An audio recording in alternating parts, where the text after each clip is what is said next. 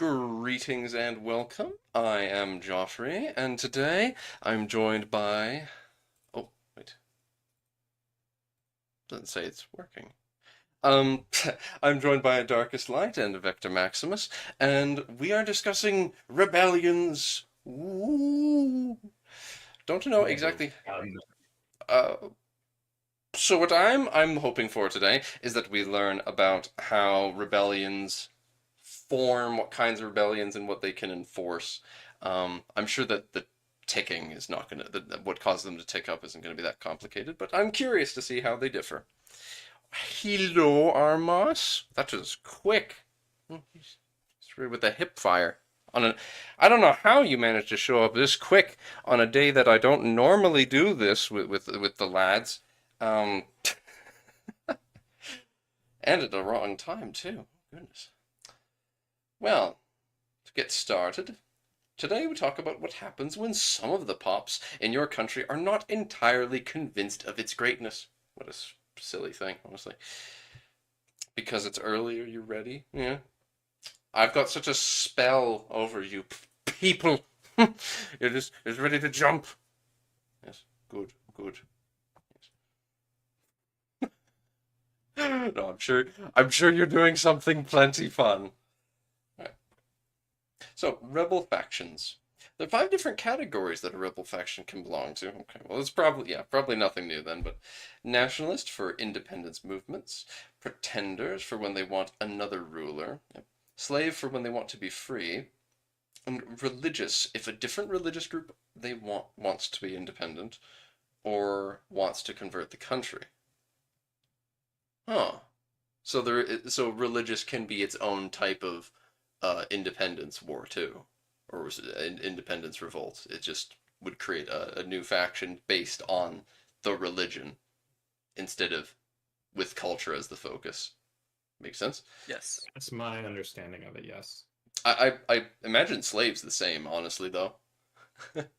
um, Slave is probably because like with religious, they're saying they they want independence, else they want to convert the country. If slaves is probably either it's probably a case of if they can topple the government, then they'll end slavery in the country, or they'll just get independence. So, yeah.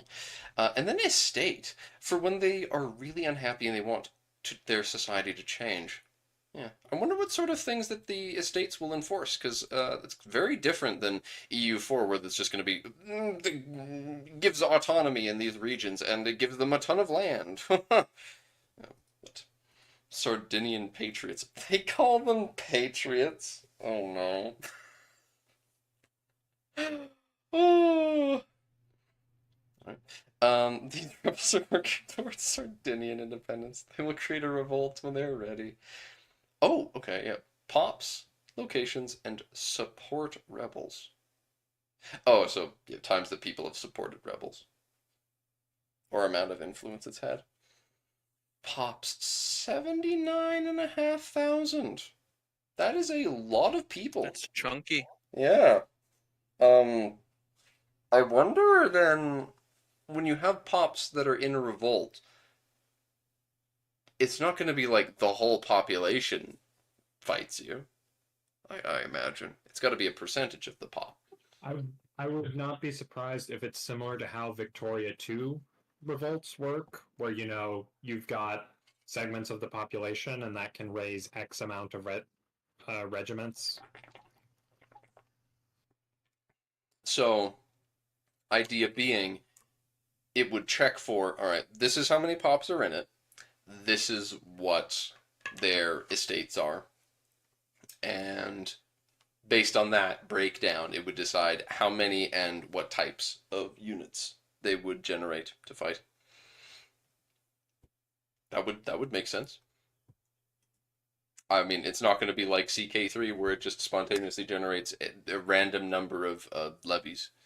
So, though I think in CK3 they actually have men at arms sometimes now. I don't know.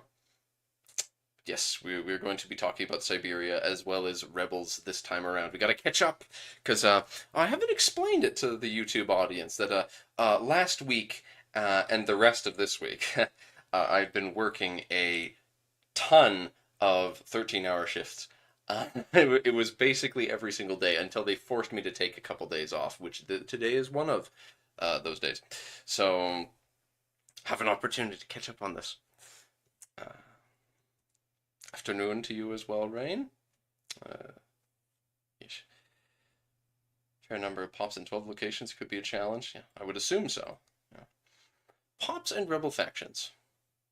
Back to 17, where we first mentioned pops have satisfaction, and that it's low enough a pop will join a rebel faction. The levels at which a pop joins or leaves a faction have some different factors, but the way to keep a pop from joining a rebel is to make sure they're satisfied with life. You know. So satisfaction, that would be a completely separate thing from that is a separate but yeah involved thing in relation to cultural and religious tolerance. So there could be a situation where they're not accepted either religiously or culturally, but somehow are happy anyway, as unlikely as that would 'Cause be. they're getting all their luxury goods for cheap. I guess, yeah. If the place is just really prosperous, they might not be upset enough to want change. Or maybe there's lots of a certain kind of building. Maybe there's buildings that increase it. Public works. Well, um, but let's take a look at some Sardinian peasants in Cagliari, which has recently been conquered by Aragon just before the start of the game. Makes sense. Yeah. Oh, that's right. Arborea exists. With Arborea, with it's like 3 counties. Other Praise be its name. yes. Rest in peace, them though, because Sardinian patriots are working toward Sardinian independence. But I highly doubt that they would be like, ah, yes, here's a nearby Sardinian country. Actually, I don't know, because I don't think that this hasn't said anything about like independence of the Sardinia tag, and it sounds to me like tags are going to be a lot more flexible in EU5. So I don't know. Wonder if you can play as the rebellion. That would be pretty unlikely, I'd imagine, but we've seen stranger things with the whole CK3 choose another destiny. And I mean games in the past have isn't it a thing in Empire Total War, for example? It's not the same franchise, but games have done that sort of thing in the past. I'm pretty sure in Empire if there's a civil war, then you can choose which side you pick. Though that doesn't necessarily apply to this.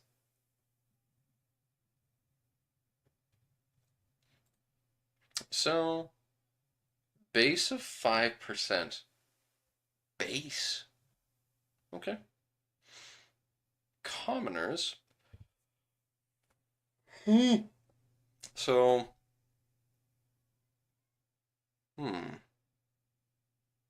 commoners being 25%. So that means that, yeah, there's something about, I guess, the overall.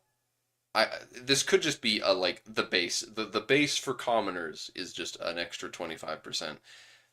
Or it could be that based on your country, something just overall in your country that it might change how the baseline for each estate is, but can't one switch to the other side in a civil war in Vic 3?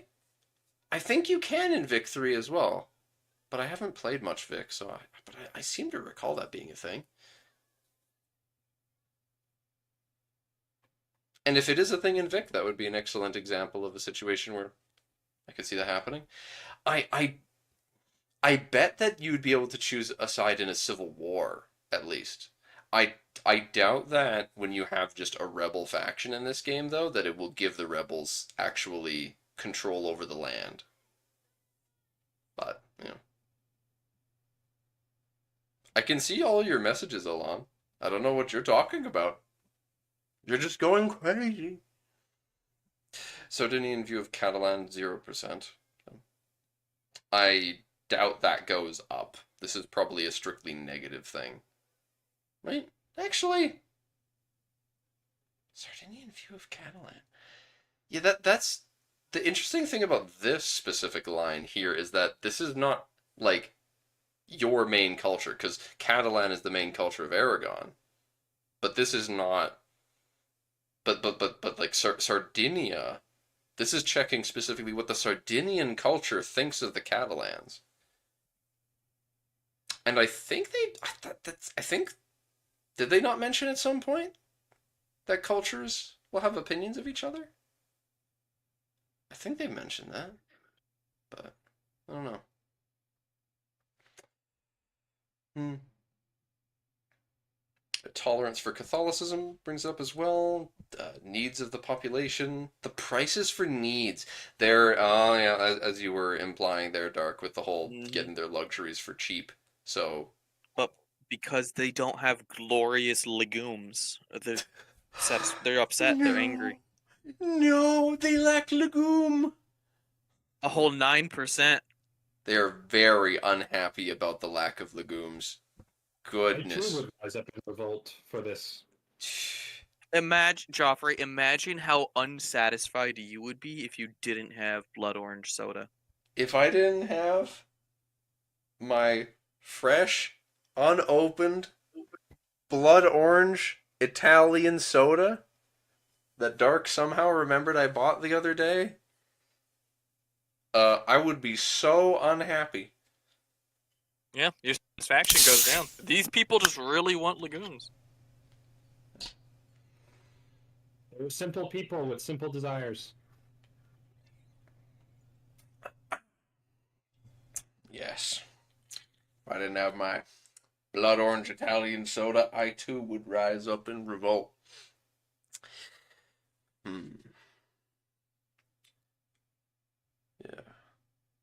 You would revolt if there's not enough sand to shovel from one place to another? Good call, honestly. When they're talking about needs of the population, sand is probably one of those needs. Mm-hmm. Friendly armies in province. Yeah, that's funny. I do like that. I suspected that would be a thing, but it's just funny to imagine. Oh yeah, satisfaction. We are so satisfied right now with all this army here. Yeah, we are so happy. Don't worry about a thing. And then temple. So yeah, buildings can in fact influence that. So. Yeah. And conquered is a big negative, though hard to say how long that lasts. It's quite possible that conquered lasts until you integrate it. That would not surprise me, which would be horrifying because it takes a while. If it's below 18%, the pops will join a rebel, and it will become loyal again if the satisfaction rises above 29. So it's a 0%. So yeah, they are very much unhappy. So then what is it between 18 and 29? Huh. Oh, I guess the idea is that like it needs to get really low for them to be willing to join the rebel faction, and they will stay rebels until it gets significantly higher. That actually makes a lot of sense. It's not like a just on off switch of oh, we're angry now, and oh, you just increased it a little bit more. Oh, well, we're fine now. So it yeah, needs to increase their satisfaction significantly for them to just be like, okay, fine. For some reason, people tend to be upset when conquered. Sadly, we cannot make the commoners' estate more happy in Aragon, as they are already at 100% satisfaction, so the plus 25% bonus is the maximum we can get. Otherwise, to make the estates happy, you can always reduce taxes or grant them more privileges. Could you specifically grant... You can't grant specific cultures, though, I imagine. Right? Integrated, yeah. That would be really interesting if you could somehow... I don't know, that would require too much management, though. Because then you need to somehow both be like, okay, well, these are the commoners of this. These are like the laws and privileges for the commoners of this culture or this religion, and then just, oh no, that wouldn't work. So fair enough. Hmm. Think that the conquer debuff will be reduced over time? You have no evidence that. Well, what we're about to read here, yeah, the what is them saying the one obvious solution is to make them integrated, which will reduce the conquered penalty of 50% to 10%, which is something they'd mentioned earlier. They'd mentioned earlier that integrating something reduces the separatism. So separatism isn't something. It's not a concept like in EU4 where it's just a number that exists and then it slowly goes down over time until it disappears. Here you need to you need to spend effort and time to properly integrate them. It's the same process of coring slash integrating the land is the same process as reducing the separatism. So that's not very surprising to me. This makes a lot of sense actually, because when it's in a unintegrated, conquered situation, the institutions aren't properly set up. The people don't have like new nobles and other like things to be coming in and managing the place and making it properly a part of the new society. So people are just going to be unhappy and wanting the old order they had back again. So instead, what you get is once you've integrated it, the 50% goes down to just 10. And again, that takes 25 years. Whew. It takes like 25 years to integrate it. And to do that, you need to be using one of your ministers. You need to have your ministers on the integration process. And then, after that, you're still going to have the 10% penalty. That 10% penalty of separatism is just always going to exist. There's unless you actually make it majority your culture or an accepted culture, they are always going to have that little bit of just innate desire to be independent because they're not properly accepted in your society. Unintegrated pops based on happiness not being integrated. Yeah.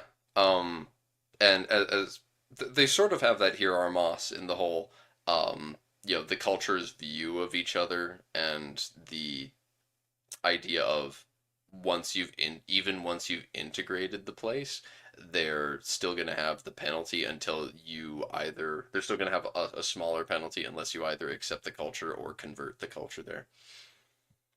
So conquest is rough. Conquest is rough.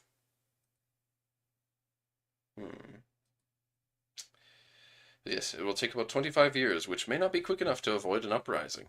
If we build a castle, we could add another 10% satisfaction. Oh, okay. They're more satisfied if there's a castle. Okay. And we could also station an army there to keep the peasants in line. So there could be situations then where you have a revolt happen, and the revolt includes a bunch of just random counties of that culture, but it doesn't include like a specific one because that specific one has a castle. And I could see there being situations where you know that there's a rebellion brewing, so you have a castle that would have been a part of the rebellion, but you station an army there to make sure that the castle doesn't join it. But they haven't explained yet whether or not the counties that are in the rebellion actually flip to like another country and declare war on you or something. That would be neat. That's what I'd like it to do, but I kind of doubt it. But we'll see. As they lack access to wine and legume, currently trade in a Muslim market. We could try to deny market access to Al Jazair, and they would be slightly happier as the wine would be easier to get from an Italian market. Deny access. So Aragon can somehow stop them from getting their trade from the Muslims and to instead get it from the Italians, and that would make it easier. That's some high level stuff. This is advanced EU5 gameplay we're learning about right here. All this would make the satisfaction positive at least, but we'd need to get it above 30%, which is not feasible right now. Pops join rebels threshold from stability. Oh no.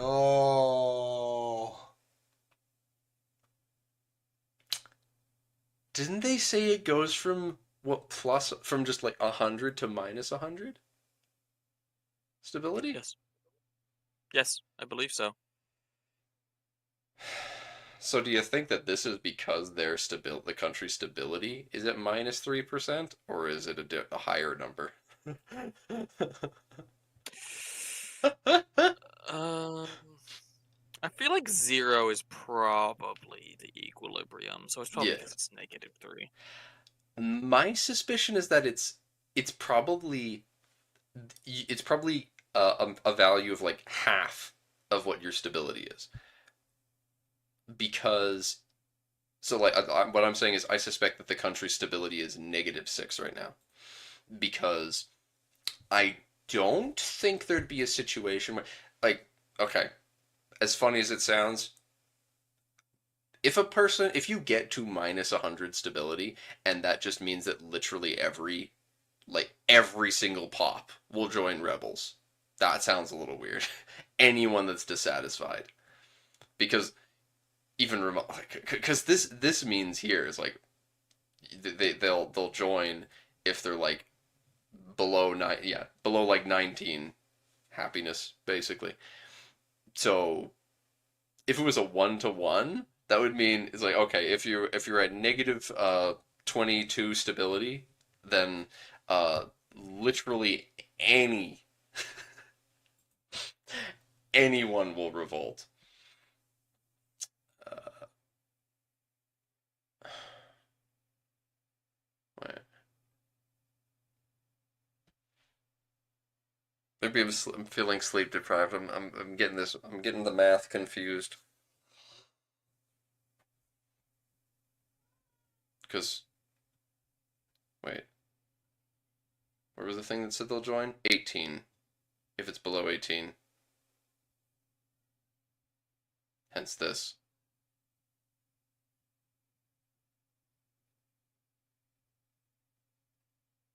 Joffrey is confused.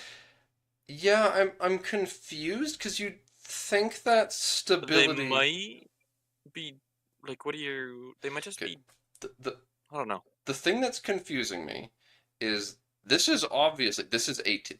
Okay, 21 minus 3, that's 18. So that lines up with this. But why would having but now I'm thinking, why would your stability being lower mean that this threshold would be down? Cuz shouldn't it be the penalty be that the higher this is? Because it's saying if pop satisfaction is below 18%, it will join rebels. And this is where you get that number, that threshold. Mhm. And this is saying from stability minus 3%. And this is in red. It's like, this is a bad thing. Yes. So, hmm.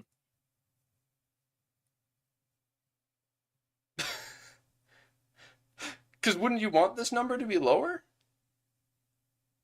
Because the lower this number gets, it's like that means that it's more difficult for them to be unhappy enough to join.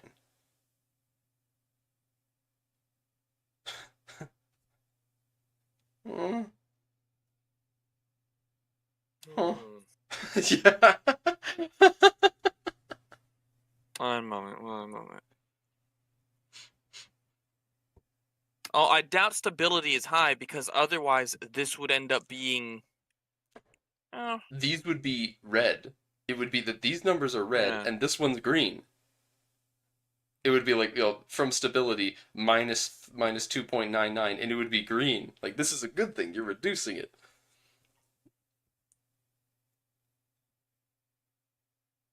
Huh. Yeah, are you seeing the convolution here, Rain, as well? Maybe if it's like. I mean, it's work in progress Yeah, I don't know. UI. I don't know. Okay, this could all easily be solved. Work in progress UI. These colors are wrong. Could be, because like maybe communalism makes it easier for people to join rebellions because of how communal they are, and they're like they want to stick with their group. And this is a case of you have positive stability, so it's lowering it. That's something I could see. And I will choose to, for the sake of moving along, assume that that is the case, because it makes me sound smart and clever, and it resolves this. Sure, So buddy.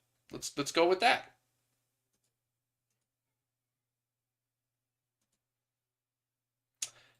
A stable country has a higher threshold for rebels to join.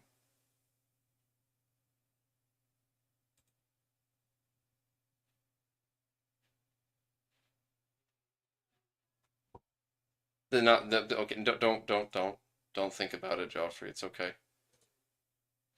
Sadly, we cannot yet use the pacify population cabinet action, which you get in the Age of Absolutism. That's late. That's late. Which reduces the threshold for rebels joining factions by 5 to 10%, depending on the competence of your monarch and cabinet. That's neat. Yeah, that'd be useful. If we go back It to says reduces the threshold. Oh no, yeah, reducing is the correct thing. you want it to go Then why? down. Okay, it's so weird because it shows A stable country. I just wanted to move on, but it's like it's so it's confusing, man. me. A stable country has a higher threshold for rebels to join. Is this them saying that the more stable you are, the easier it is for rebels? The people have grown fat on the prosperity of our land, and now if you take away their sweet rolls, they get up in arms. My buttons. Vector, does this mean we want our countries to be unstable so that they don't revolt? Huh? That is how it works. It is known. This basically is like the equivalent. It's like, okay, well, yeah. All right, I'll be tyrannical and like change laws all the time, and I'll consult the cabinet and just reject all their opinions and repeal estate shit and all the time, just to lower the stability. Because that way the lower the stability is, less likely people are going to revolt. Because I'm all the stability they've got. Huh. I don't know. This it's weird. It's weird. I think the thing, looking at it, because I've been looking away for a minute, I think the issue is that this country is unstable currently, and if you had high stability, the threshold would be higher.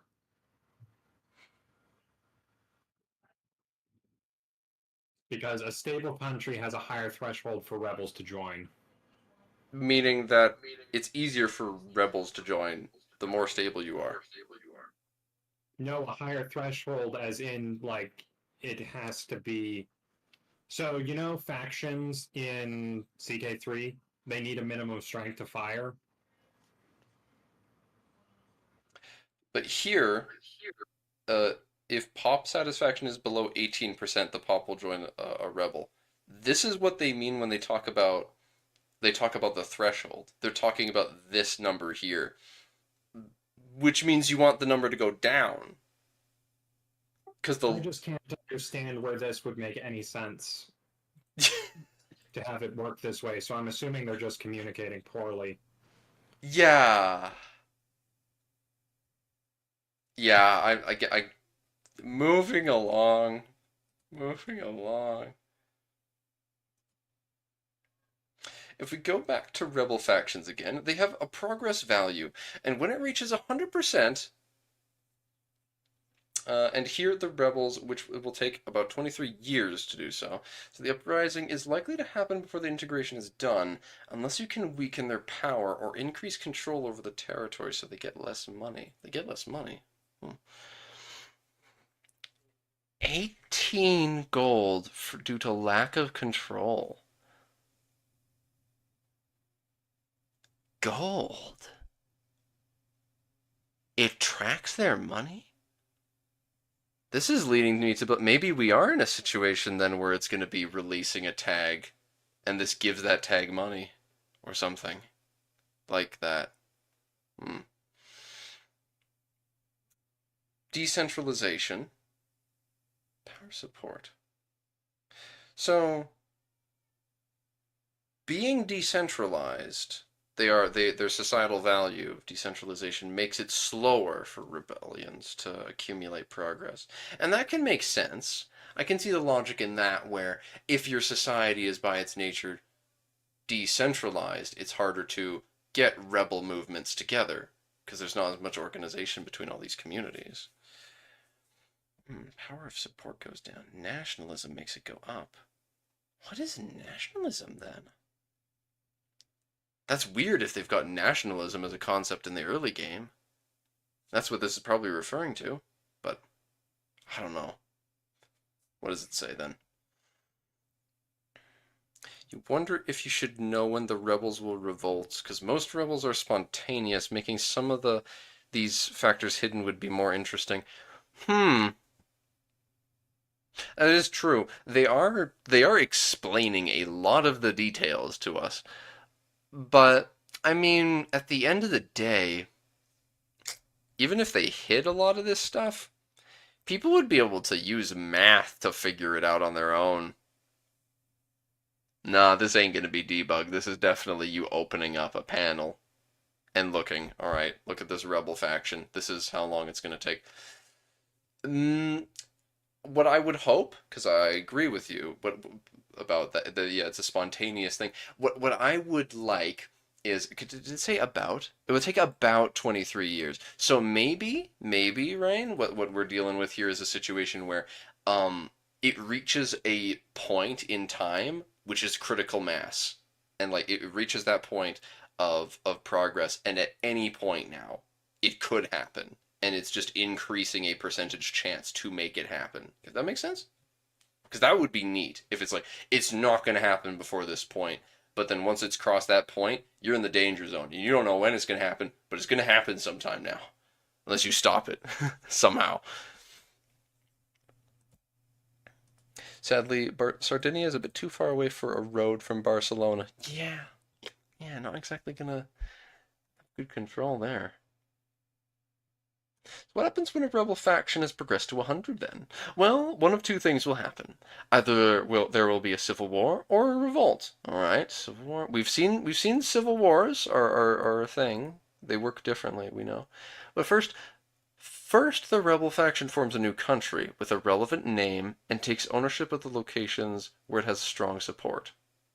So it's like Victory Rebellion, sort of.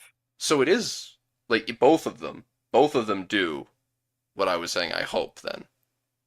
Where the places that it has strong support, then, it will actually break off new country with a relevant name as well.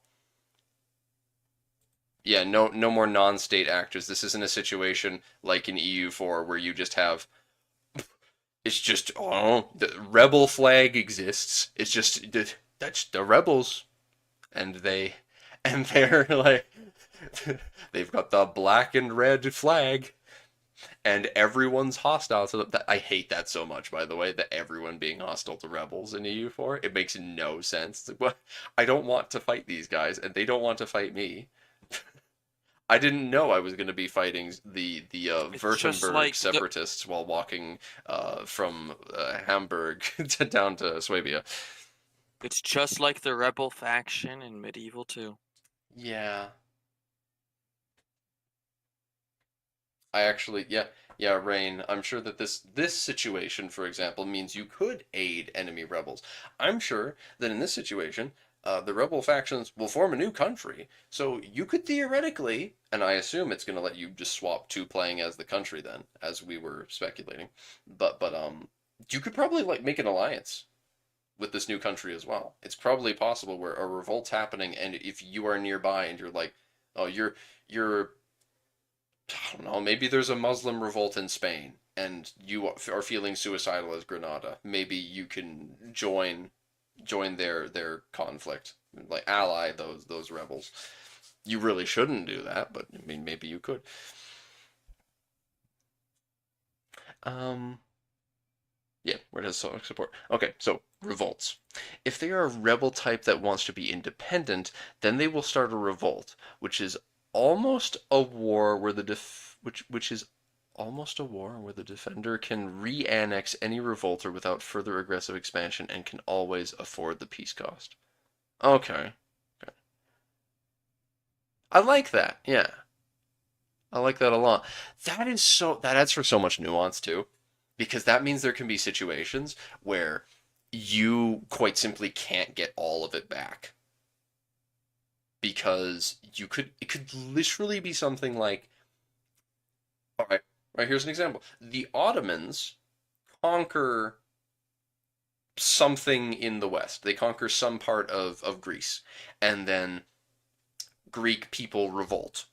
Uh, the Byzantines support said revolt and fight the Ottomans alongside these rebels, and the Ottomans can't cross. But because it's a Greek revolt, there's a lot of Greek pops in Western Anatolia as well, so maybe some of that land also joins this revolt. So this new tag is formed, this new country is revolting, but the Ottomans can only reoccupy the stuff on the east coast because I don't know, maybe there's too many enemy navies or something. They just can't cross. So then when they make the peace deal, they make peace, but they make peace with these people only taking the stuff that they can actually reach. That stuff like that can happen, and that's a lot more nuanced. You can even have a situation where a revolt will happen just in general. I don't know. There'll be some sort of civil war, and people are trying to break free, and you can have nuance on how successful they are in breaking free. Maybe Rain, I don't know, like you're saying, or annexed. Maybe this new rebel faction sees decides to just fully annex their old overlords as well. Yeah, maybe that's a thing that can happen. The country just straight up uh, flips. Civil wars are a thing though, so we'll see in a second. Um, the culture of these revolting countries is from a county that exists on the map. If the culture of these revolting countries is from a country that exists on the map, they will call in the country they used to be a part of. They used to So be a if part of English the people revolt. revolt, England gets called in the war. Yeah, yeah.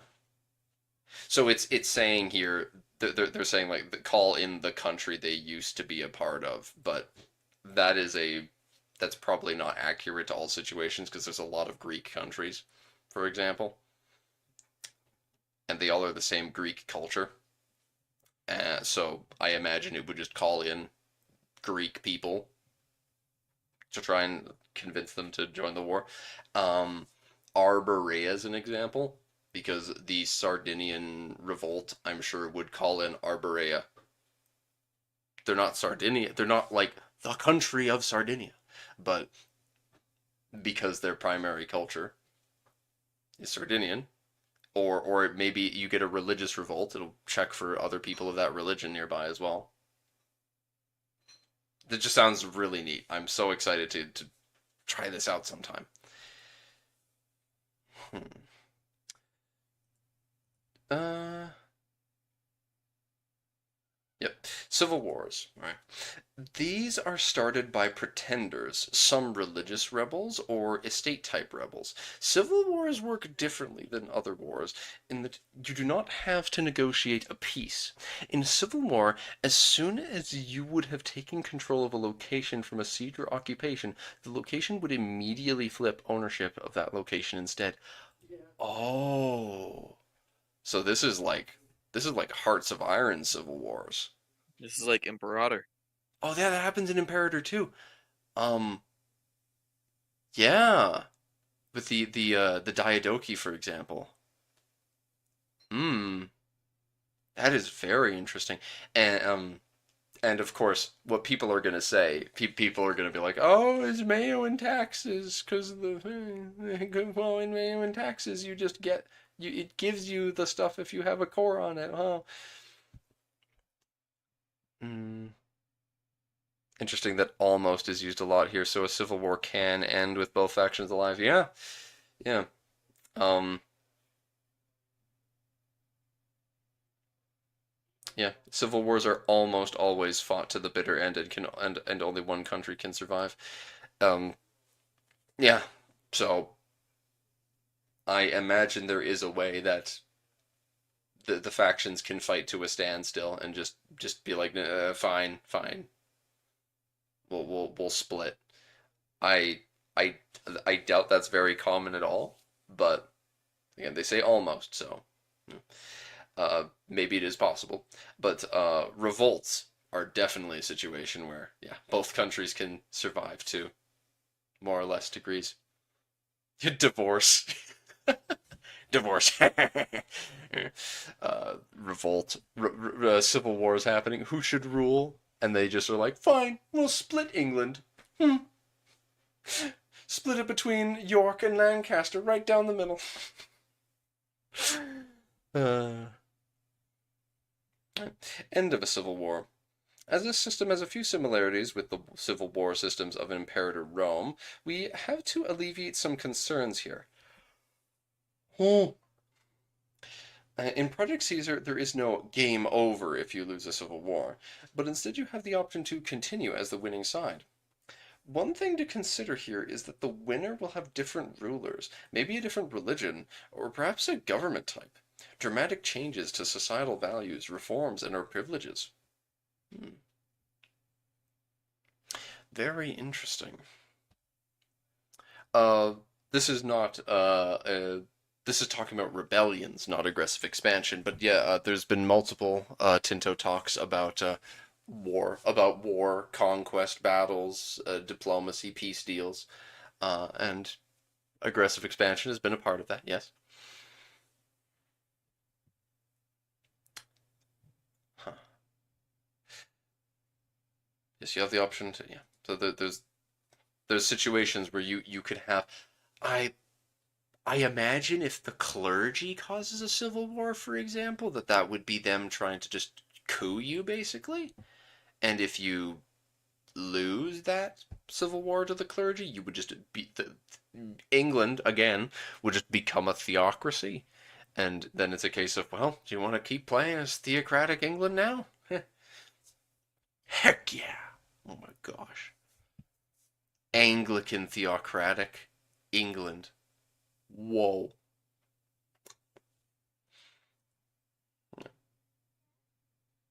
After all, if the peasants revolt and win, you will not keep your glorious full serfdom monarchy as it once was. Yeah, yeah. What? You're saying it's not gonna Hmm. be like when China blows up and some random peasant that showed up late for work one day becomes emperor? He doesn't just become an absolute monarch again? But what does happen, you think? If it's a peasant revolt, like civil war peasant revolt, do they make you into a peasant republic? Maybe, probably depends. The people have nothing to lose but their chains. You're right, Vector. We need to invent council republic now. You can purposefully incite a revolt to cheese changing government. Yeah, you could definitely do that. I'm sure it would be Oh no. incredibly easy.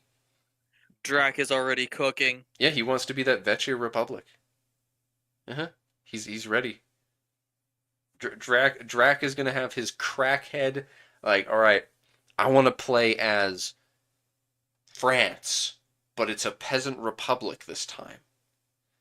And as a result, he's gonna piss off the peasants and make the French Revolution happen a couple centuries early.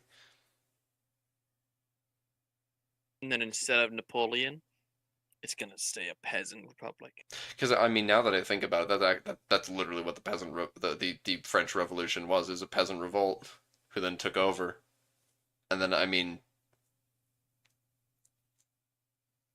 the burghers just ruled, but you know, it became an oligarchy, and then it became Napoleon Empire. But you know, it's the idea.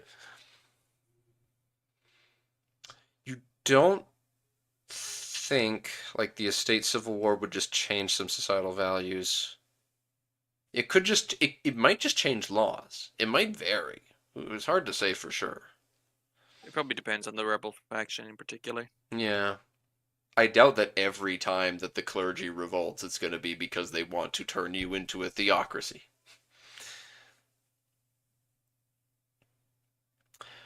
Uh,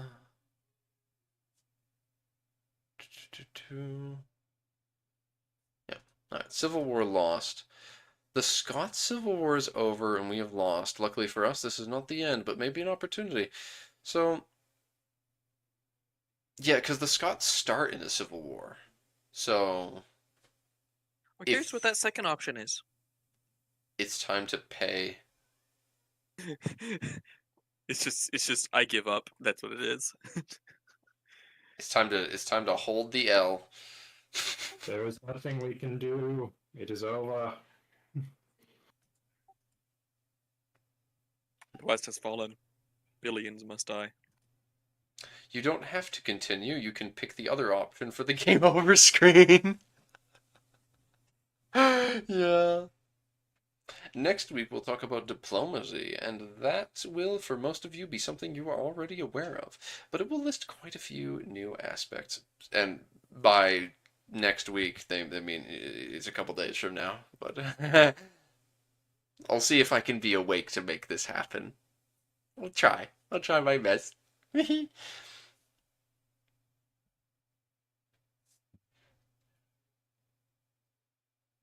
Okay, you scared me for a second there. You said tomorrow. You scared me. Just like I needed to check. Um, I needed to check my make sure that it is actually the day I think it is. Because if it was, if it was Tuesday today, then I would be needing to rush to get ready for work. And that would have been scary because I have not slept.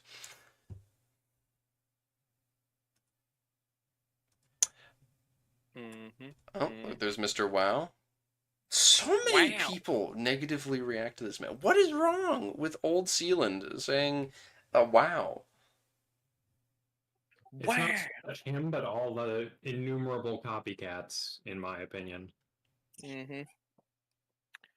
Yeah, this is where yeah, much more people. All right, yeah.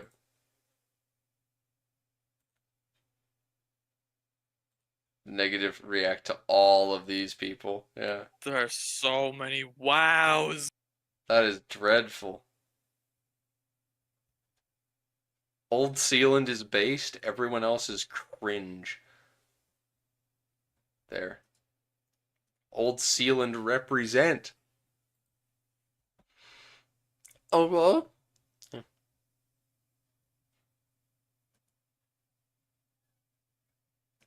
Tuesday, where you're okay. Whatever. What you say? What? How much of this is there? Hmm. Is there no way for civil war to end with two distinct political entities? Yeah, that doesn't actually work. Okay. Well, whatever.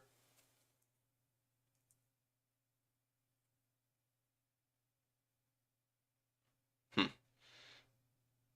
Power support. How many pops and how powerful they are to compare to the total country. What happens if the rebels' former country does not join the war? They form a new country then. Yep. Is that the only instance where it's possible to support rebels? You can spend money to support rebels in any nation if you have a spy network in. And you got the Age of Renaissance Advance for it. When a civil war breaks out, you can switch sides to the revolting country through normal switching country mechanics. That's cool. All right. Again, thinking about so like this is the thing that it causes you to have to think about with the fact that um you get things like castles that increase satisfaction and armies do as well. You will have a situation then sometimes where you have a castle in a in some newly conquered land or something that would have revolted, but it's not going to revolt because you've got a castle there and you've put your army there, and as a result, the castle is going to stay loyal to you when the revolt happens, and you can have this strong defensive location to re-exert authority over that conquered land from.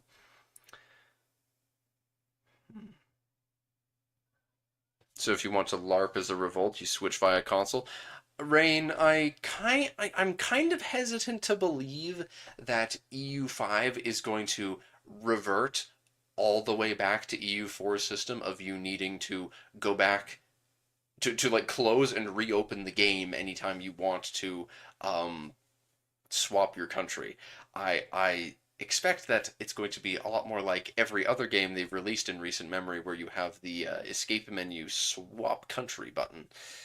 Um, yeah, and I know you just mean the tag switch, and I'm saying that you could probably just press escape and then click switch country if it's like any of the other games. You won't need to open the console for that. And I sure hope as much because, God, if there's a situation where I'm playing in a multiplayer game and there's someone has a rebellion and they're like, "Can I please?" Because you get Dracat. Drakat's gonna want to swap to the Republican, the peasant Republic vassals or revolt, right, Drac? And he's gonna be like, "Please, please, I want to swap to the bubbles." And I say no, because you're gonna make us desync. And then yeah.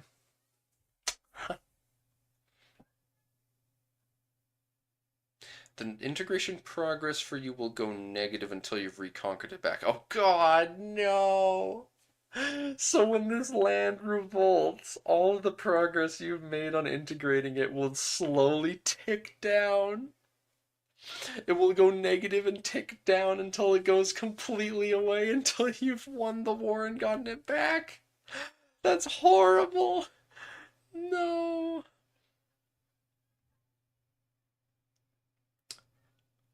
Oh. No more Norse Sweden or Nahuatl Japan since they're different groups. There are other ways to become Norse Sweden or Nahuatl Japan than exploiting rebels. We have multiple game rules for changing primary culture or religion. Dynamic, it must be 40% of the pops or present and of the same group.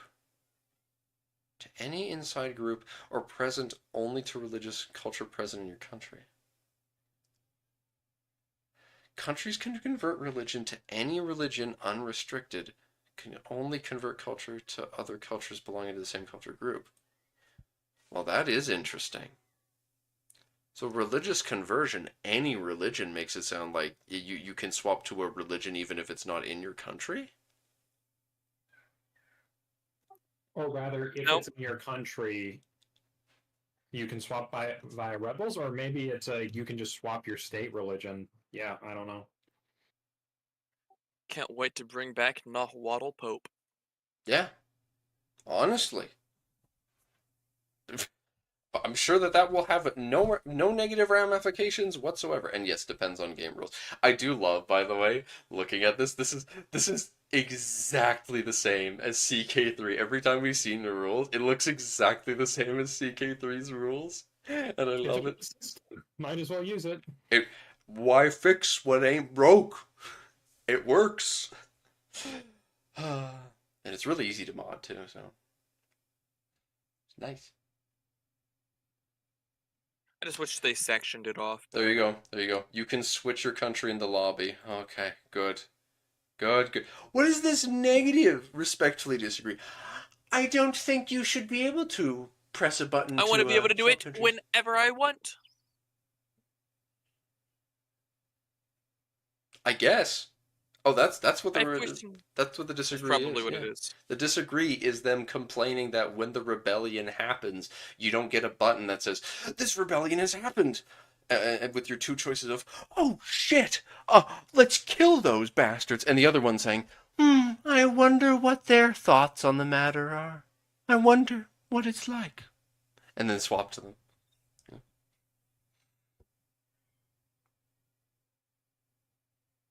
It would be funny if you ignore religion all game only to find out that the Dutch have Christianized Japan. That would be very funny to be a non-colonial power. You're just playing the HRE game. You're just Austria, just hanging out, and then eventually you finally get maps of Japan, only to see that yeah, half of it's Christian by that point.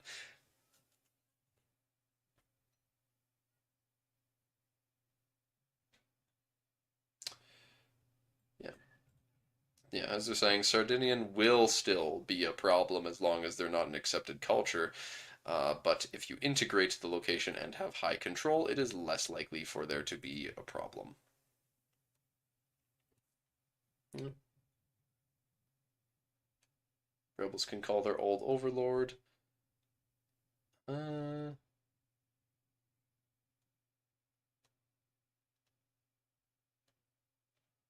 Prefer the term separatist to nationalist.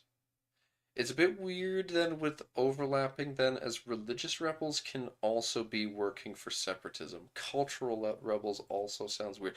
I disagree. I disagree, man. Nationalists just sounds really rank for the first two-thirds of the game. No, no, like the whole timeline of the game. There's no such thing as nationalism throughout the entire game. Nationalism isn't invented until, like, several decades after the game, widespread at least. That you'd have some places, like you could argue that the French, during the French Revolution, invented nationalism. I've heard a lot of people say that. But that is an isolated example, and it is not seen anywhere else. So it feels really weird to me that they're called nationalist rebels.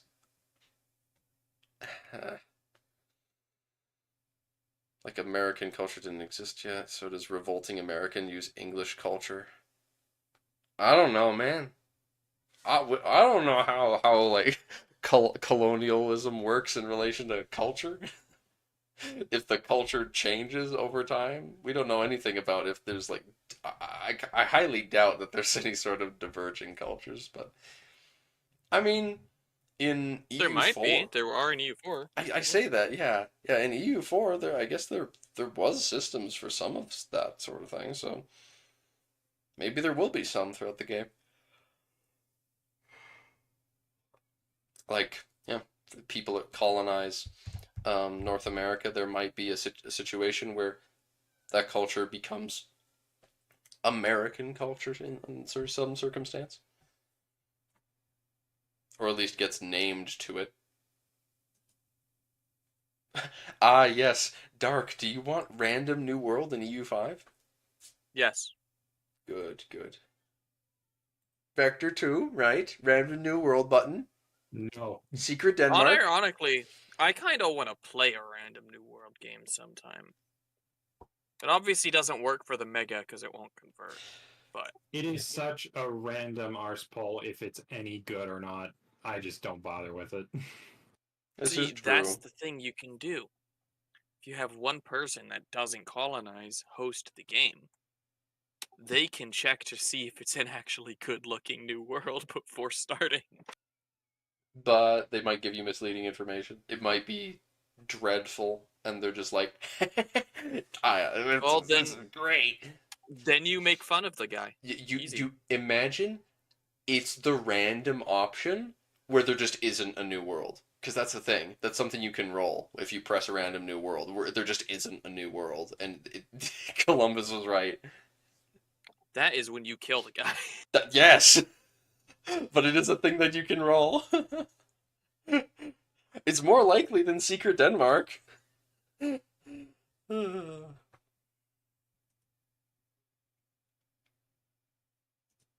load up right now and see. I want to see some random new worlds. Oh, there's Johan saying, please stop the WoW spam from now on. It's not fun anymore. Yes, please. Damn Scots. They Wow. ruined Scotland. Natural enemy of the Scots. The Scots' worst enemy is themselves. I don't see the point in reading all the rest of it. But now we have a map. Yeah. And this is why, because we need to talk about the most interesting map. Look at this. Beautiful. Okay, I jest. We're also we're talking about Mongolia, Manchuria, and Eastern Siberia. It's a bit of a. It was a bit of a lie, just a little fib. Manchuria is also on the map. Shall bask in Vladivostok's glory. Okay, buddy. Look at this. Instead of there being 0 countries there are actually like 2. Oh my god! And one of them is China. It's the yuan! Whoa! And all of Those little guys, they're so cute. Spoiler, closer look at the Jurchen. Look at them! Here, clearly the Yuan dynasty of China controls much of the territory, while all of the Siberian expanses are open to colonization. Considering Manchuria, the Jurchen tribes pose... Hold on a second.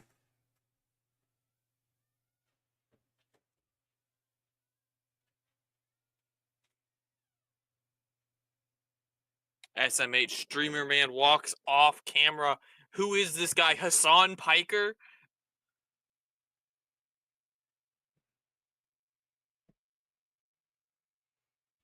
Just needed to check something. All right, Hassan.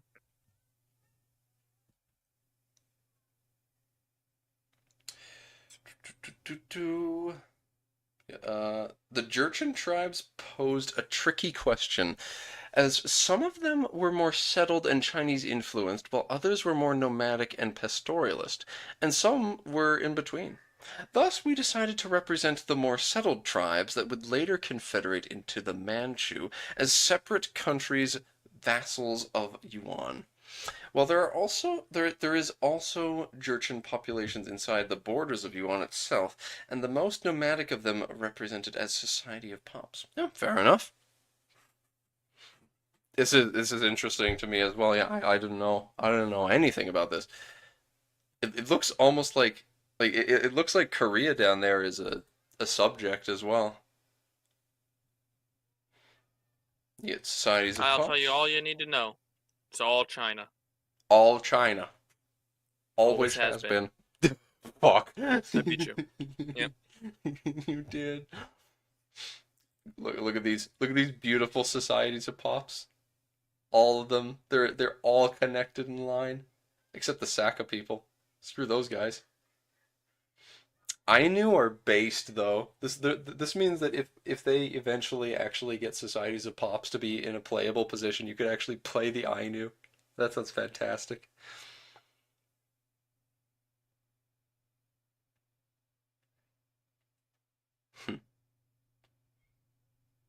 Wonder how often Russia will get Vladivostok. I kind of doubt that'll be often. Probably not common. But You're not common. I love. I love. Oh, is that all frozen? I don't know. I don't know what that deal with that is. I guess it's like coastline that you can't sail in? Permanently frozen water? Maybe that's permanently frozen water. That would be interesting. I doubt it though. Yeah, whatever. There is there is one province with nothing. Yeah. The whole fact that these societies of Pops that they're all clustered together and they go along the coast. I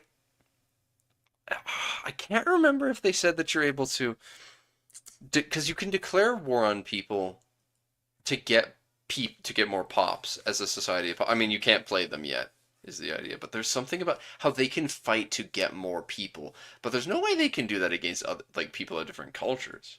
There's no way you can just like yoink their different cultured people and have them join your society. But who knows? Maybe the Pops can revolt and make a nation. These guys can, in fact, become countries eventually. It's not known yet whether they will be playable at release, but the intention is for them to eventually be playable, and regardless of whether they're playable or not, on launch, they they are able to become countries eventually. They have their own innovations and everything, or advances rather. They just start with very, very few. But once they research the required amount and specific ones, they are going to be capable of settling down and becoming a proper state, which is neat.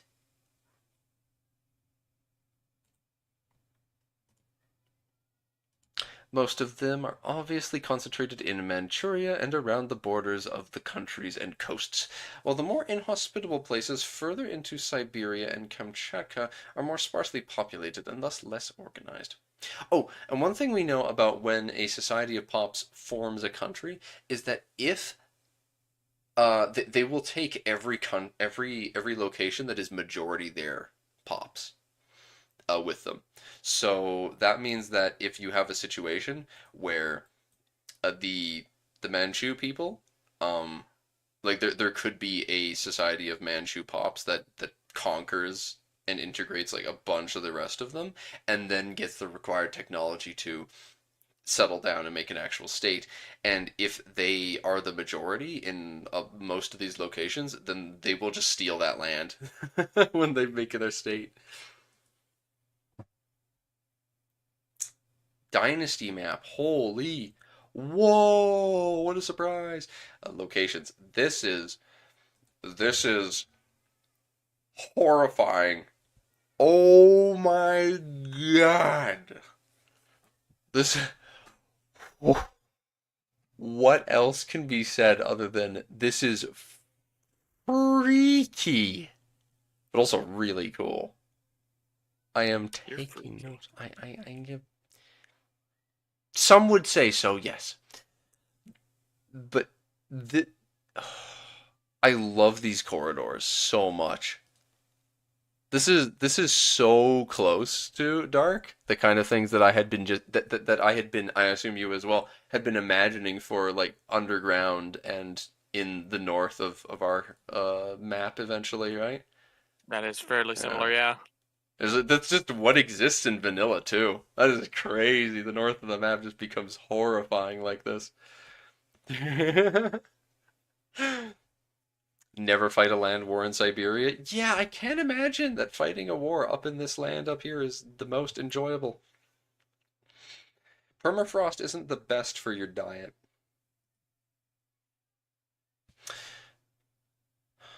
Though most of the southern coast is at least corridors. A lot of it is just there's honestly a lot of places like here, for example, that are just corridors and not actually ownable land, though. Sheesh. And continuing the trend of EU5 with islands, these islands are like all different locations. This one, that's a location. This is, Atu Island. I think that's two. That's probably no, that's probably just one, but yeah. But they split them up so much, even these islands. But of course, China is actually pretty dense, all things considered. But moving along from that, though I will point out again how awesome the way that the oceans work. I love every time I see it, the more I love this interpretation of how to do oceans. It's like Siberia has more locations than France. Yeah, it does. Looking at this, honestly, Siberia, even this far east, there is a lot. There's actually a lot of locations here. This is more than I expected. I did not anticipate looking at the far northeast of the map and seeing this much province density.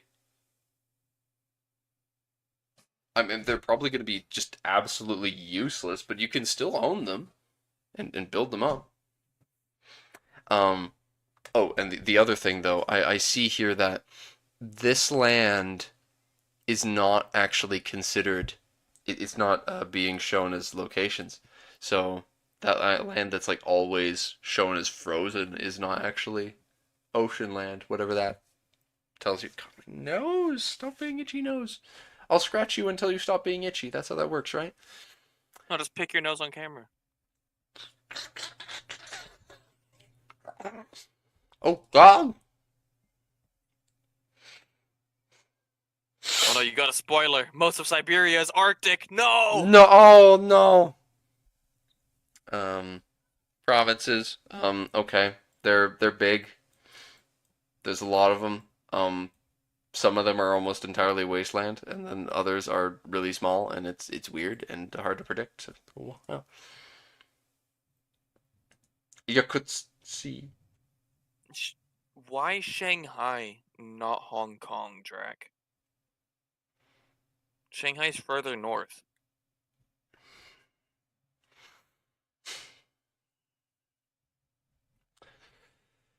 Terrain. Lots of mountain wastelands here. That is fun. I like these. I like these mountains, mountain corridors, and mountain like ownable lands up here because, as we know, you can't enter mountains during moderate or harsh winters, which means that yeah, quite simply, a ton of this map is just going to be inaccessible, just impassable up here. You just cannot cross. Lots of plateau over there. Jeez, Western China. It's up high. Ah, yes, the merchantocracy. That's definitely a term, a merchantocracy. Wetlands in Manchuria. Didn't see that coming actually. Well, it's interesting. They do this a lot, where they have these places that are hills that are actually traversable, and then they make the mountains impassable. I wonder what their methodology behind that is. Why? Because they seem really reluctant to make mountain locations actually in game. And I suspect it must have something to do with the whole you can't step onto mountains during winter thing. Oh no. They're just like Jamie. Mountains are only blockers. You're right. You're right. They're like Jamie. They don't want to place mountain terrain because it's bad terrain. Just place hills instead because it's not as bad. And then make the mountains blockers. Mm-hmm. They just block. I'm sorry. I'm sorry, Rain. The Urals are not actually mountains by their logic. They're just hills. Sorry, you can cross them easily in the winter. Don't worry about it. What? Arctic? Nah. It's gonna be severe. It's gonna be severe winter and like all of this? What? I'm shocked. Yeah. Continental too? This land is all cold? Jeez, weird. Anyway. Woods. Wood. Siberia has big tree. And Manchuria, less so, but still plenty of trees. Oh, Western China Plateau is a desert plateau. Huh. I didn't know this about China. Learn something every day. Though down at the northern border of Korea is quite forested actually. That's interesting. That's a nice barrier to keep the tribes out.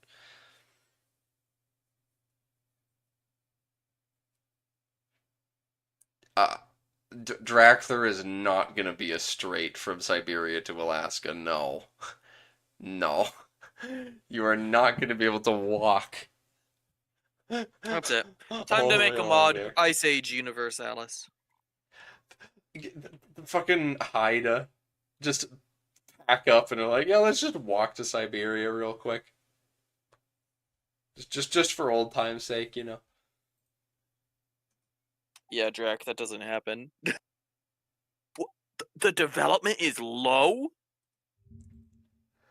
Huh? This unknown land has no development, and all of this is just terrible in Manchuria? What? Mongolia? Even worse?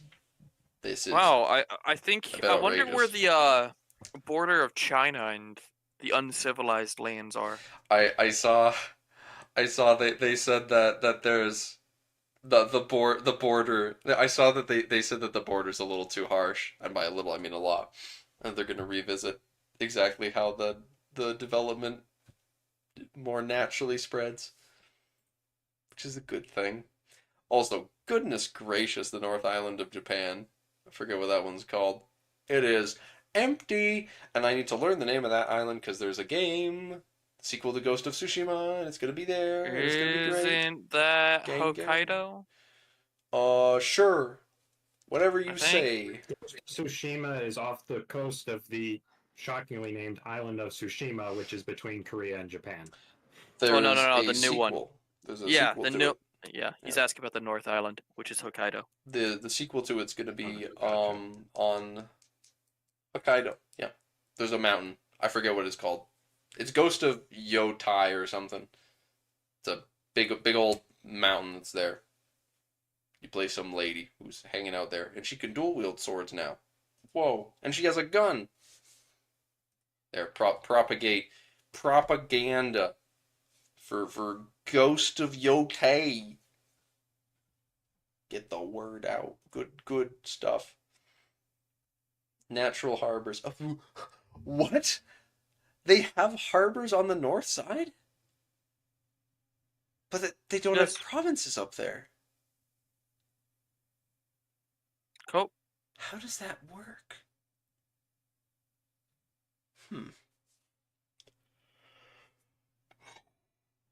Oh, I'm so eepy. Oh. EP. But then after this, I promised I would eat. Oh. It's one thing after another. Oh gosh, what is that? What is that? Chile. That's a port. Oh, I know what that is. Vladivostok. That's where Vladivostok is, yeah. Yeah. As soon as I I finish wonder saying, why it was made there. as soon as I finish saying, I wonder what that is meant to be, it suddenly came to me of, oh no. Vladdy gang. Yep. Vastly superior to literally anything else. There's a lot of little good harbors in Japan, though. The Ainu are eaten good. Not because obviously the correct way to play is to play the Ainu and then take over Japan. Oh no.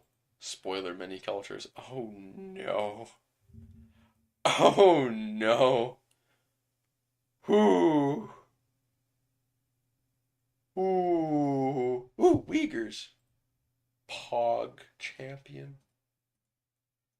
Now that I see this, I'm starting to understand why the Mongols used so many Uyghurs in their administration, and you have things like Eretna that just is run by a Uyghur, because they are right next door.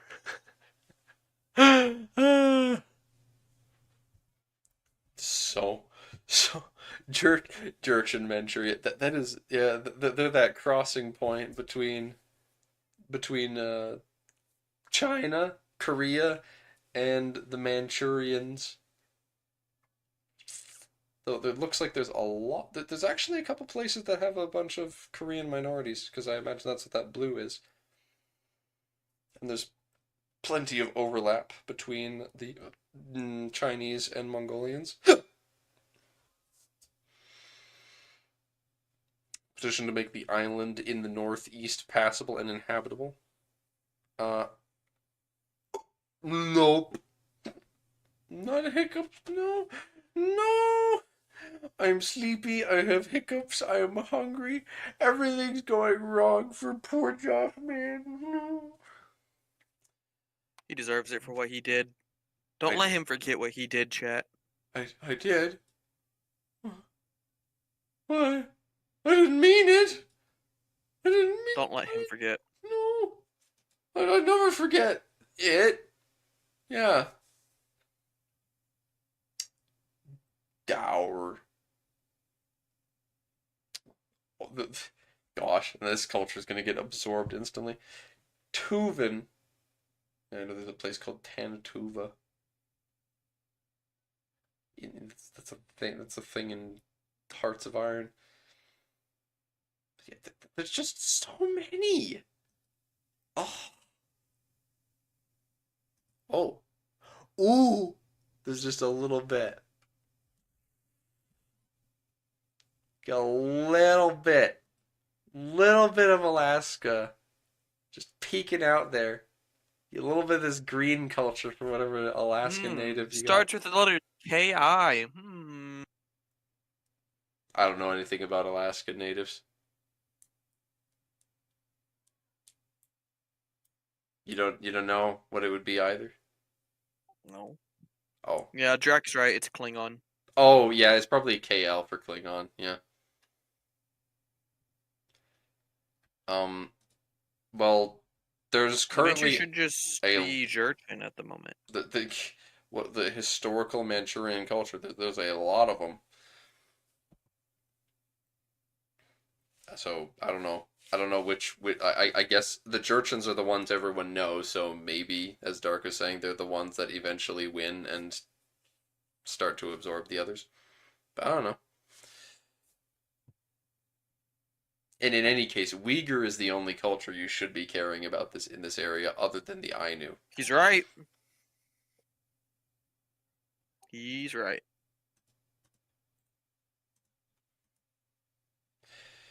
Quite varied cultural landscapes, many different people, sometimes expanding through a wide area while others are more localized.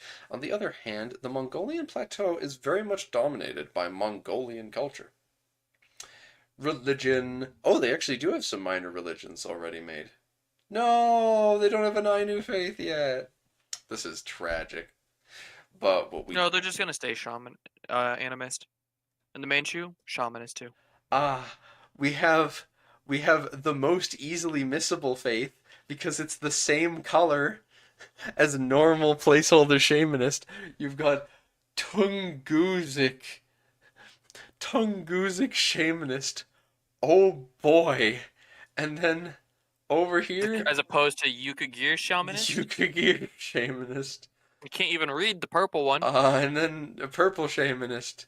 And and then there's the tan shamanist up here. Yeah. Well, they're slowly filling it out. This is good. I can ask for no more.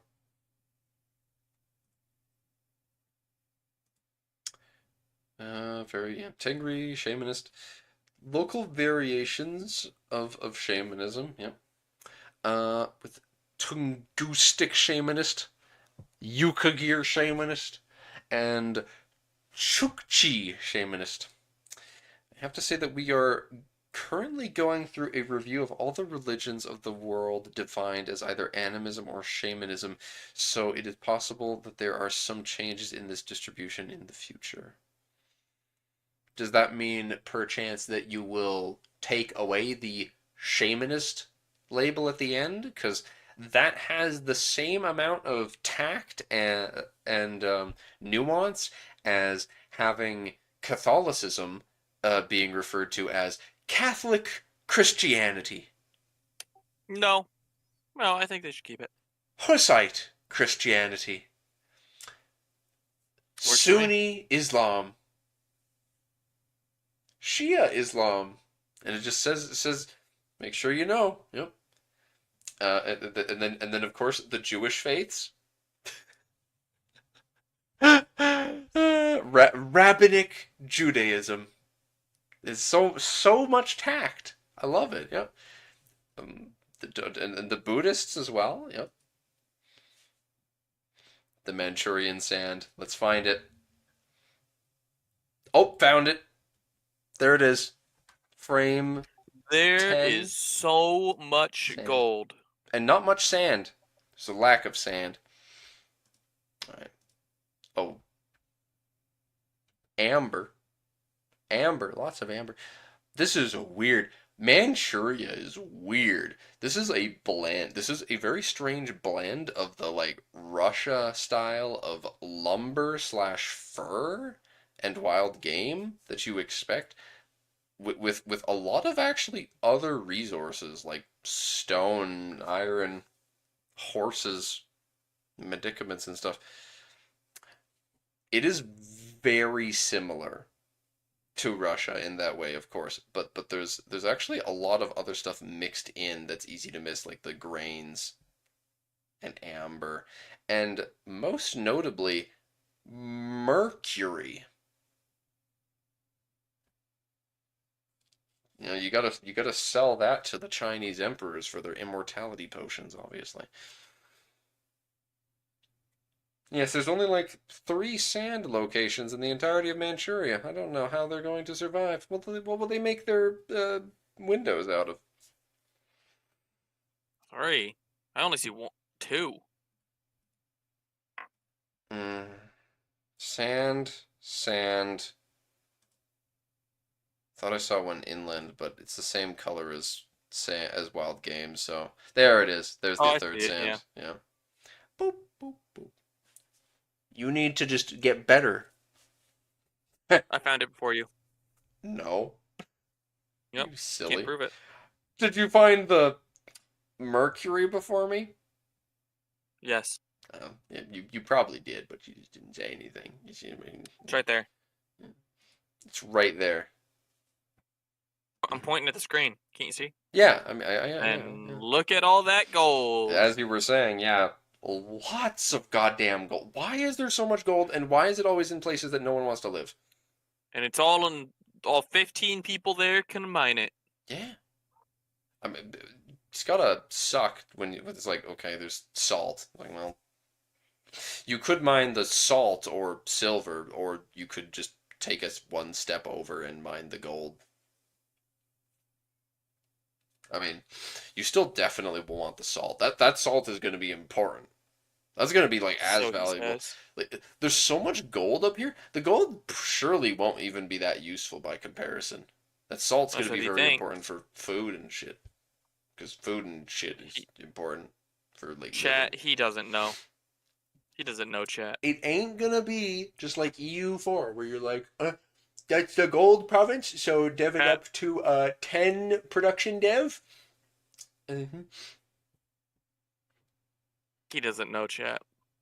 Salt is white gold. You are right, Drac. It's actually Dark that is unaware. He is a goon. He doesn't understand. He lacks the critical information. In fact, I think that silver would be more valuable in this region because gold is too common. There's too much gold. You'll flood the market with gold. Everyone will want silver. Sand is the real white gold. What kind of sand are you looking at? Man had like 2 minutes of watched like a 2-minute long YouTube video on economics. Yeah. You probably watched like 10 seconds and then your phone blew up because you were so mad at the confusing numbers. Sniff. Sure, buddy. Yeah. You say so. So there's like lead. I think that's lead. That's the color I think that I've seen lead be before. Anything interesting out east?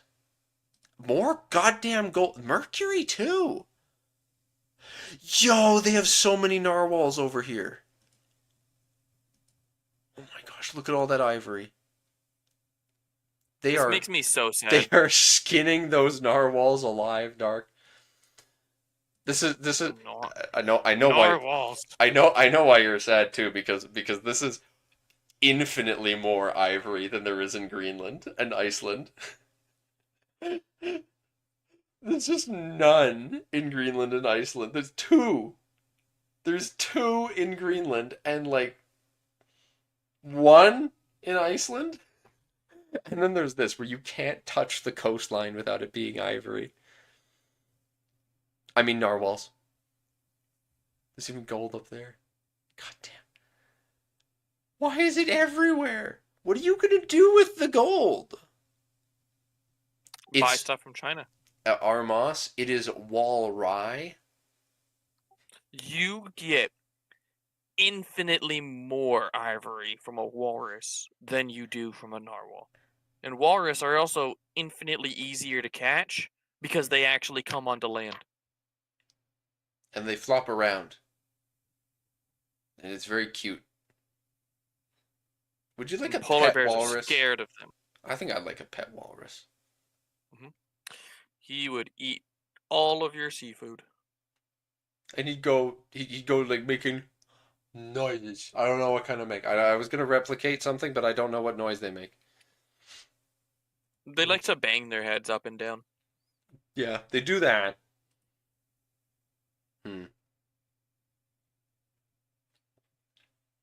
damn it. So they make sonority sounds. Right.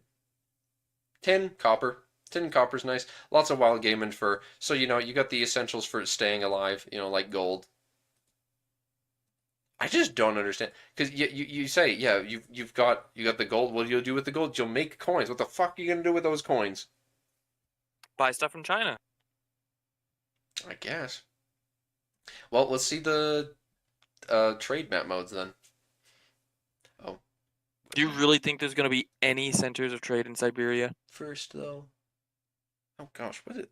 Ah, neck.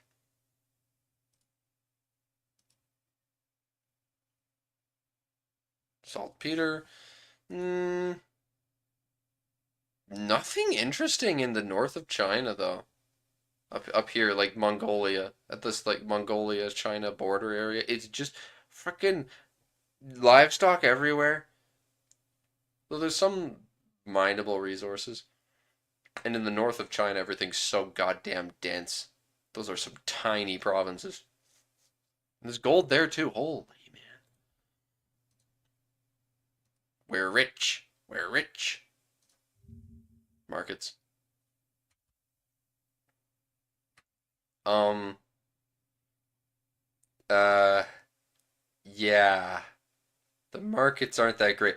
I kind of suspect that they're not even showing us any markets in farther northeast of here, which makes me kind of suspect that that those markets are actually that those lands in the east of Siberia, in Kamchatka, are actually in some Alaskan location. There's literally nothing in Mongolia aside from horse. This says there's gold, so and clay, and not just horses. There's like cows. I mean livestock. So it's like sheep and cows and wool, wild game. Uh, sure, it's all just different kinds of animals.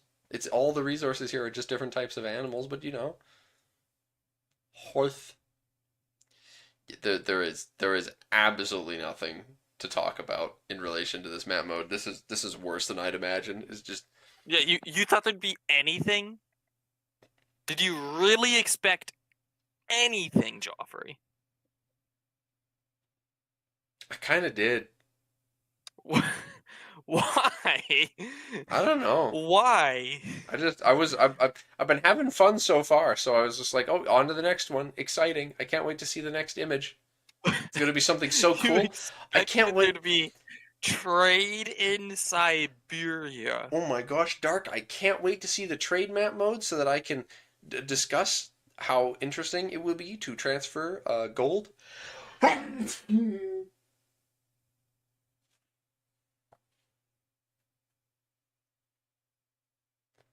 Huh. Um, Beijing, though. That's something to mention. Wow, Beijing. Moving on. Population. Those are large numbers of Wow. thousands of people. Yes. But I don't think there's even 1 million people in that area, though.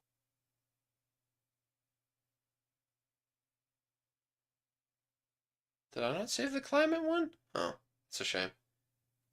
I guess, yeah, that is all continental still. Okay. Yeah. Topography? Yeah, that's right. Vegetation. Yeah. Okay. Grasslands. Yes, lots of development in the north, Hendrix. You're right. But yeah, 400K in just that north one. The only countries that have a population to show are the Jurchen ones, with the mighty Yuan ever encroaching on them. Concerning the population of the locations, one thing I have to mention is that you'll see many of them with the value of 150. That is the general default value that we've used for less populated areas of all eastern Siberia, where population estimates of the period don't allow for much fine-tuning. It is probably something that we will adjust. Yeah, they just start from a baseline of 150 and then send in the grunts to be like, and tweak it a little bit. Just change it so it's not exactly the same and it looks a little more nuanced. That's all for this week. Next week, after having been teasing it and slithering around its edges for a while now, it will be finally time to face the dragon, as we will showcase the entirety Alaska! of China. Oh. Oh. I was so close. I thought it was Alaska when they mentioned the dragon. Damn. Silly man. Everyone knows. Everyone And then it's knows probably Korea, Japan afterwards. all the dragons live in Alberta. There's none in Alaska. We've got them all. Where's the dragons we bowed to? No, the dragons are dead. Hope to see you all there. As always, very open and grateful to feedbacks. Is there a classic WoW? No! No. No! No!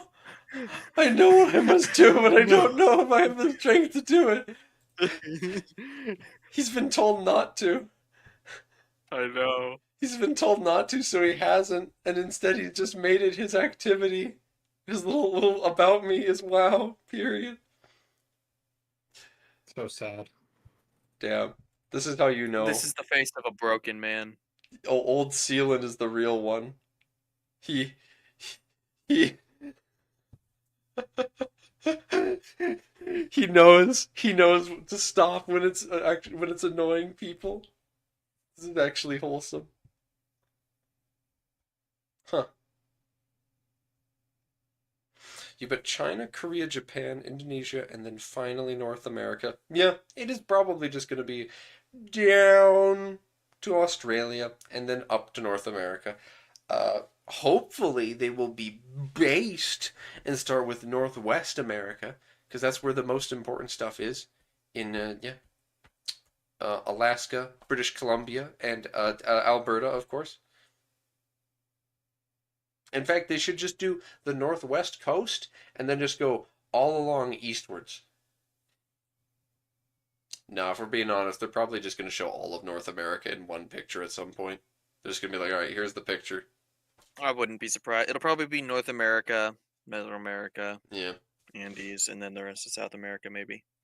I would expect, everything north of Mesoamerica all in one, all of Mesoamerica in another one, and then just South America. Nah, I could see them doing East Coast Indians and Great Plains and West Coast Indians separately.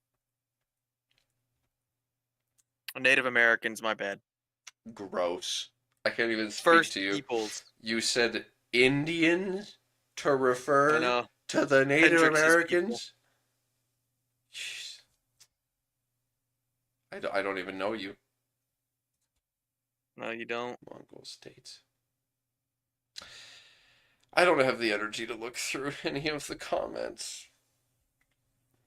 I can't will Why? myself. Why not? Are you just too weak? I am too weak. Joffrey. But Rain, I'm a broken boy. The hardest choices require the strongest wills. Man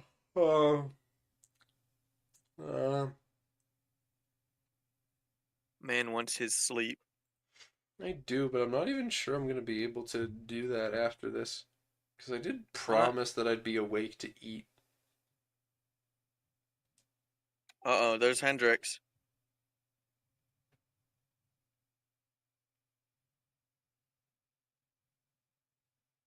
Almost had a screenshot of Joffy. Nah, you didn't. No new Joffy for you. You failed.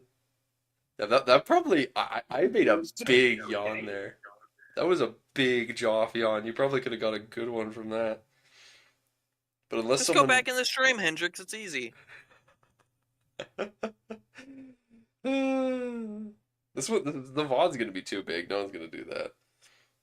Yeah, well, this is about the end. It is kind of, yeah. It's true. Just like go to the last 5 minutes and watch the last 5 minutes, Hendrix. For the greatest jaw yawn, that's not too much effort.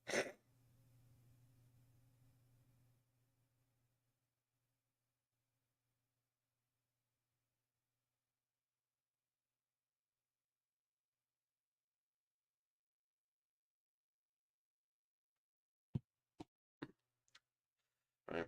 You watch all the VODs you miss? Oh no. Oh no. Ah.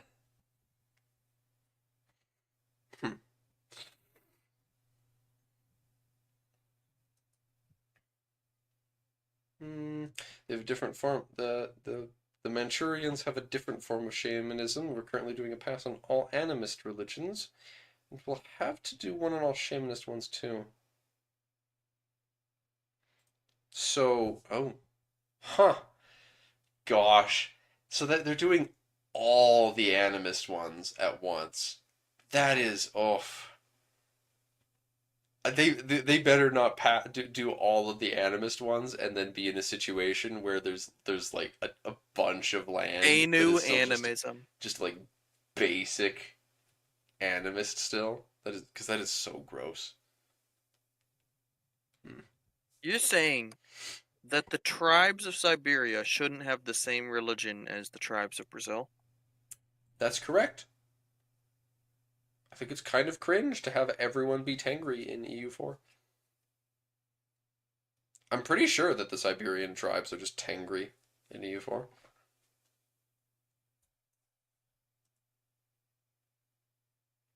Hmm. Not sure all of the Sakhalin should be under direct control. Well, hmm. they they rule the region, but there's the important factor of there being most of the population is under societies of pops. Yeah. So here it says, yeah, they made invasions into Sakhalin and subjugated the tribes, but how effective it is very debatable.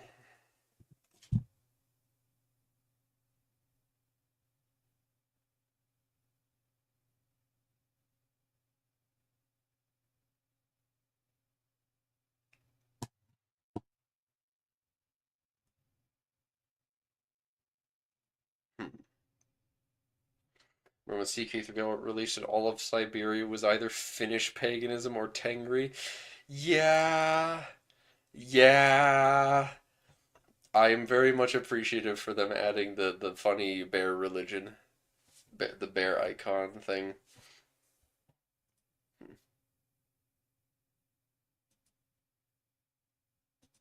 Hmm. It can be confusing when similar colors are next to each other, so we try to avoid that. Yeah. I the main thing for me is that they haven't properly done a video. They haven't done a Tinto talk just explaining how cultures work. And I am Yeah, they haven't.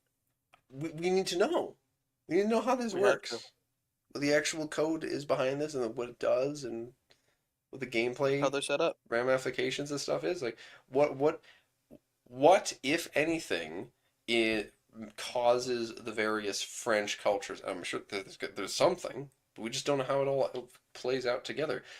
What causes the French cultures to be more amenable to each other?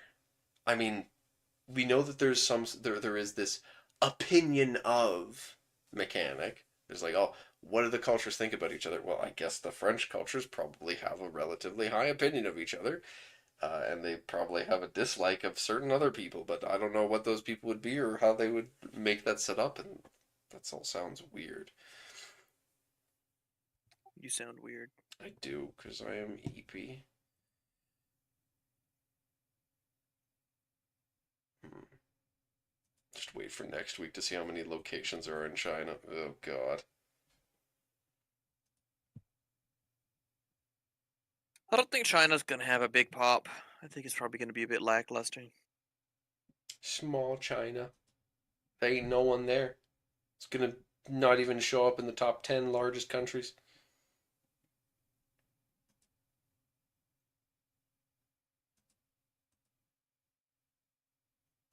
Nah, it can't be an error that there's like 3,000 pops in northern Siberia. There's just actually that's where Hyperborea remains.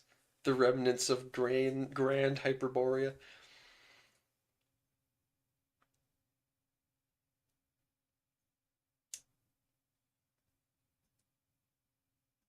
Hmm. Yes, Tartaria. It is the post mud flood Tartarians. Natural harbor. Yeah. Best places to moor a vessel. Nice and safe, yep. Hmm. There's a possibility for further northern yuan explosions. There's currently nothing scripted for them to explode, but it's definitely doable either by script or by natural game mechanics. Although unless it's scripted, they won't take those specific names. Yeah, I I do really enjoy the fact that we're gonna have that there's scripted stuff that's gonna cause China to be in a ton of turmoil, and as a result of that, their already really lax control over the North is gonna weaken even further, and that lower control is gonna make rebels able to generate progression much faster, and the pops there are gonna be disloyal already and unhappy, so it's gonna be just through natural gameplay very easy for these new rebel tags to show up there. They'll just take whatever name they decide to make, though. Yeah, and that's all very interesting.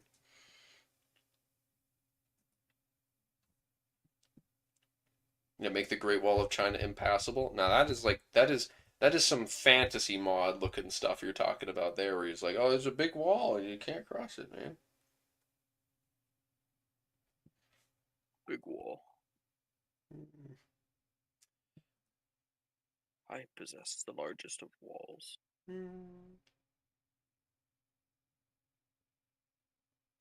All coastal locations get assigned a value of natural harbor, even if they're impassable. Oh,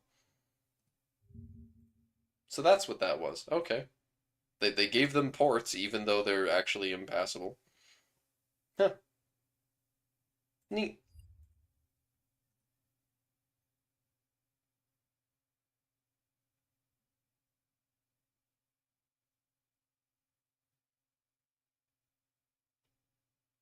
Why is there rice in Hokkaido? Hokkaido will come in more detail in a future Tinto maps together with Japan, but I'll take note of this already. No, give the Ainu rice. They need it. They need it. It's really effective. Oh, the greatest culture east of Chukchi. Upig Gate. That's so tiny. It's so tiny. Great Wall of China versus the Ural Hills, which is harder to cross. This is a good point. This is a good point. But the quote unquote Ural Hills, though they do have a lot, they've got a lot of impassables in them, I think. I think they do have impassables. I don't remember for sure. Whatever. Huh. Okay. Anything else interesting? No. No. It's not navigable in the far north. That's good. They are tribal. The Manchurians are tribal vassals. Yep, makes sense. All right, there. It's done. It's done. I finished it. I'm caught up. We've caught up. Oh, no, I couldn't. I couldn't stop. I can stop now, and then eat something and sleep. That's what I'm gonna do. Okay. All right. Do it.